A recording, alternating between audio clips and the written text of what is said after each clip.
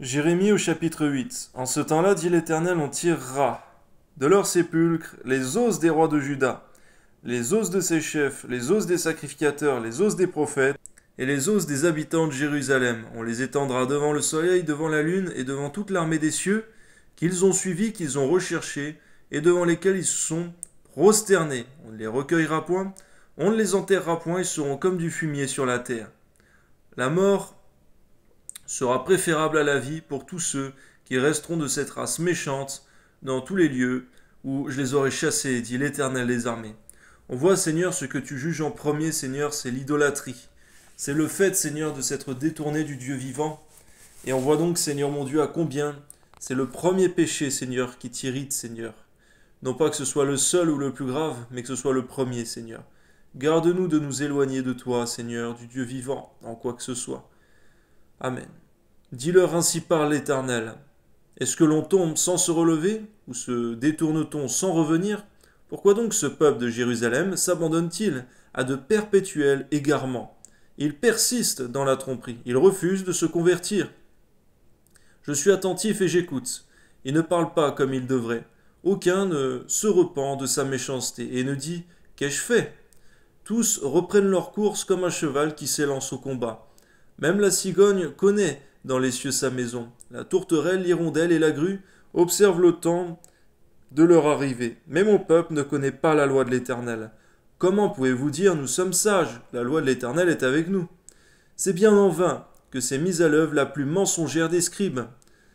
Les sages sont confondus, ils sont consternés, ils sont pris, voici, ils ont méprisé la parole de l'Éternel. Et quelle sagesse ont-ils?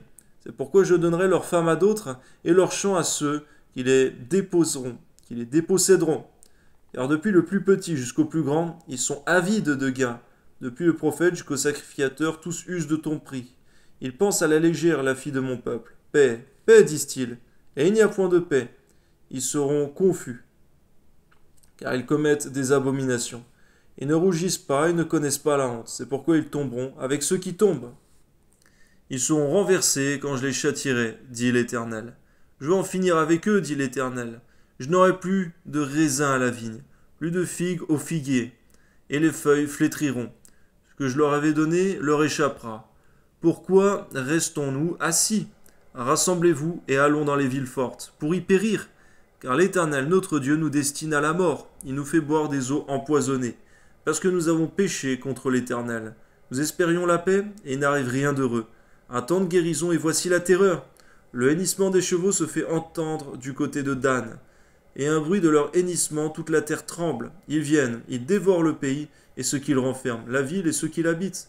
Car j'envoie parmi vous des serpents, des basiliques, contre lesquels il n'y a point d'enchantement. Ils vous mordront, dit l'Éternel. C'est vrai, Seigneur, que l'occultisme ne délivre pas de ta main, de ton esprit, de ta parole, Seigneur. C'est bien à tort que les gens se tournent vers l'occultisme, Seigneur, car tu es le Dieu vivant, Seigneur, le Dieu tout-puissant. Amen. Je voudrais soulager ma douleur, mon cœur souffre au-dedans de moi. Voici, les cris de la fille de mon peuple retentissent sur la terre lointaine. L'Éternel n'est-il plus à Sion? N'a-t-il plus son roi au milieu d'elle? Pourquoi m'ont-ils irrité par leurs images taillées, par des idoles étrangères? La moisson est passée, l'été est fini, et nous ne sommes pas sauvés. Je suis brisé par la douleur de la fille de mon peuple. Je suis dans la tristesse, l'épouvante me saisit. N'y a-t-il point de baume en Galade? N'y a-t-il point de médecin? Pourquoi donc la guérison de la fille de mon peuple ne s'opère-t-elle pas? Amen.